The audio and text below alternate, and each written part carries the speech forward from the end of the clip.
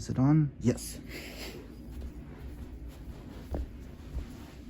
Hi guys, and welcome back to Reads Readers with your host, Clinton Reed. One, I apologize if I'm a little out of breath, I look like I stink. We went to a farmer's market thing in Newcastle. They have every weekend. And we hit up a library book sale. So I wanted to talk about these before we before we put them away. So I wanted to talk about these. And then in another video on another day, I will film a book haul of all the books we've gotten recently, which is a lot, because I haven't done a book haul since December.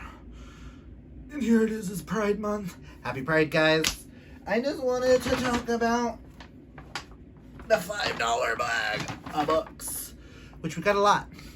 These first couple are Sterlings, so I have no idea what they're about. Some of them we may not know what they're about. We just grabbed. There's some in here for fillers too. So I don't know how many books we got. I'll count them at the end. But I felt like I wanted to show you guys this because this was kind of a cool idea. And I got a couple of interesting ones from me. But for Sterling, he got The White Queen by Philippa Gregory. He's been kind of wanting to try out the Tudors series. He's very much into his historical books, and this is one that he's been very interested in wanting to read, and he found it in this gorgeous hardback edition, and he was like, mine. He also got The October Horse by Colleen Mccull, a novel of Caesar and Cleopatra. Really good edition. Really good hardback edition. Just another in her new book about men who were instrumental in establishing the Rome of the empires. So, like I said, he's very much into historical. He also got the Demononica BEC Beck by Darren Shan, who's the author of Cirque du Freak series. This is book 4. I don't think he realized it was book 4. So I don't know if we'll keep this one or not. He said it sounded interesting. I don't think he realized this was book 4 in the, I'm gonna assume, Demononica series, so we shall see. He also got a couple of others that were just, he knows he's just gonna read them and then they'll probably get unhauled. Like The House of the Scorpion by Nancy Farmer. He was interested in it. I know these two, I think, are part of the same series. Yes. I don't know what numbers they are. You have Alex Rider, Eagle Strike by Anthony Horowitz, and The Final Mission. Do you think this is the final one? I think this is the 4th one.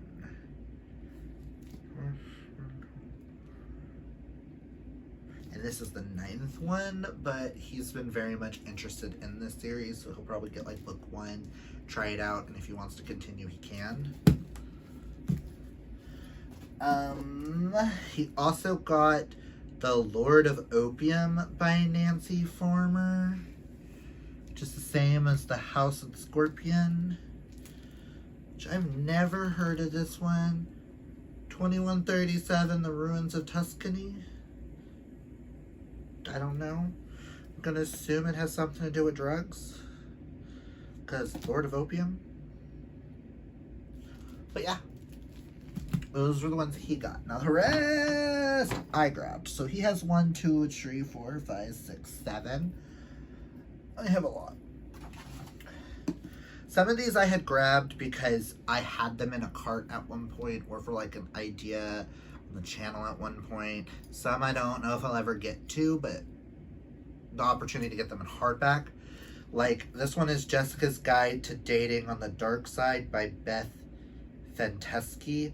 All I know is this was like early 2000s.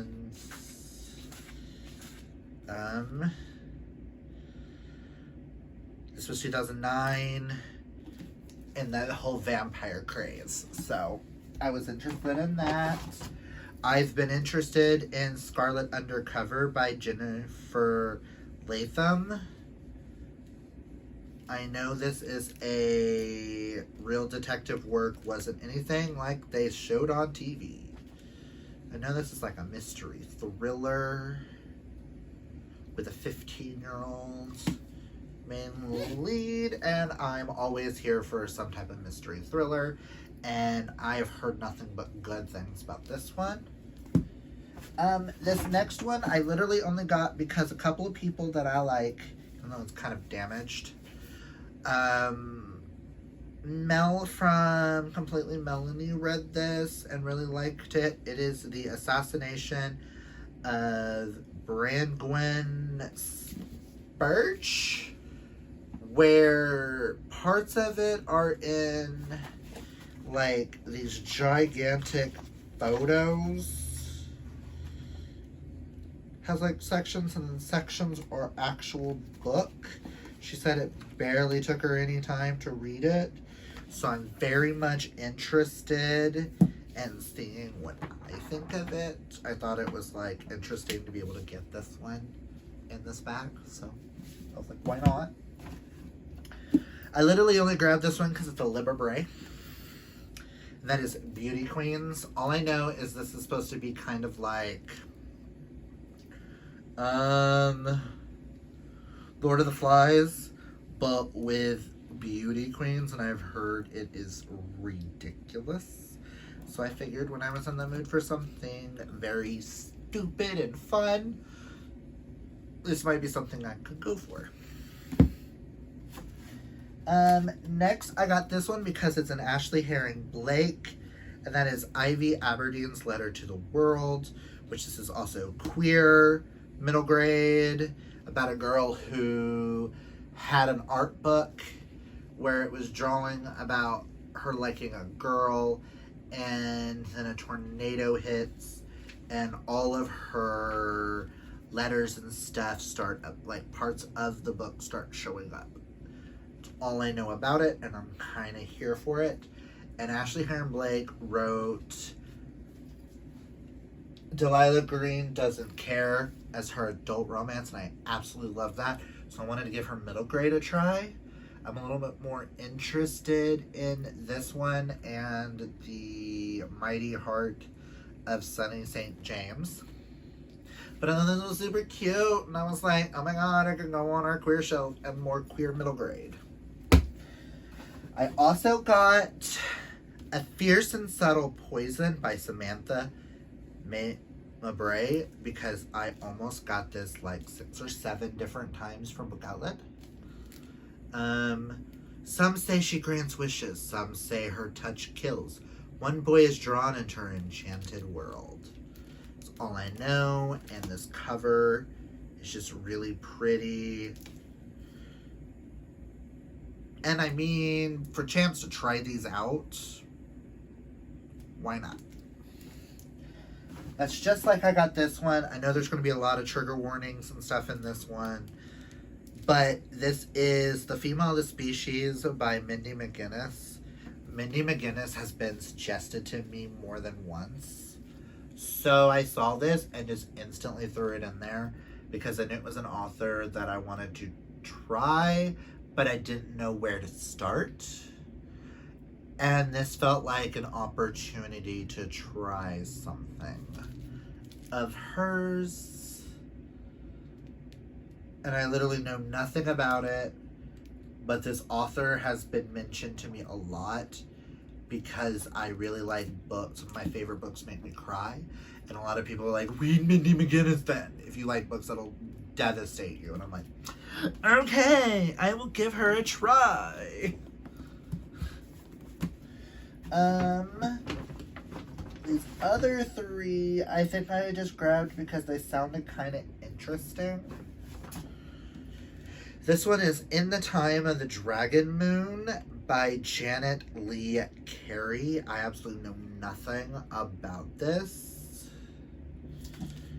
It just looked like it was a dragon fantasy in perfect condition of hardback. This came out in 2015.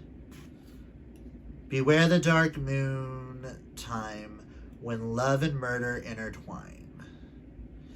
It's about Pendragon Castle, so I'm assuming King Arthur's somehow involved.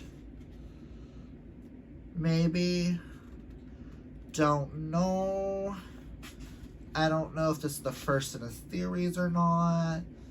But I figured, why not? It sounded interesting. So I'm going to look more into it. Look at that cover, though. She's so pretty. Now, these other two I'm really taking a gamble on. This one is Inherent Vice by Thomas Pynchon. Apparently it's been made into a movie. I just really liked the neon. And it said, part noir, part psychedelic romp. All Thomas Pynchon. Private Eye Doc Sportorello surfaces occasionally out of a marijuana haze to watch the end of an era. I know nothing. It just sounded like it was a load of fuckness. So I was like, okay. I'm here for a little fuckness.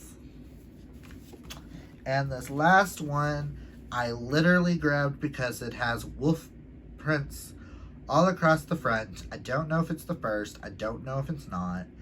This is The Talented Mr. Varg by Alexander Mccall Smith. And I knew this was like a detective novel.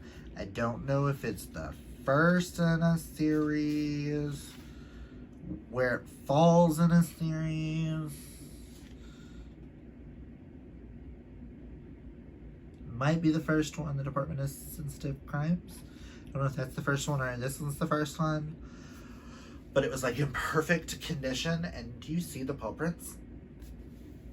The Department of Sensitive Crimes, renowned for taking on the most obscure and irrelevant cases, is always prepared to dive into an investigation, no matter how complex. So when the girlfriend of an infamous author insists her scandalous beau is being blackmailed, Ulf Varg, the department's lead detective, is determined to help.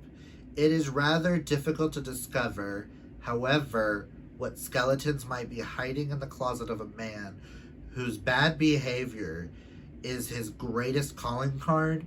The case requires Ulf's total concentration, and he finds himself distracted by his ongoing attraction to his co-worker Anna, whose marriage is on a rocky footing.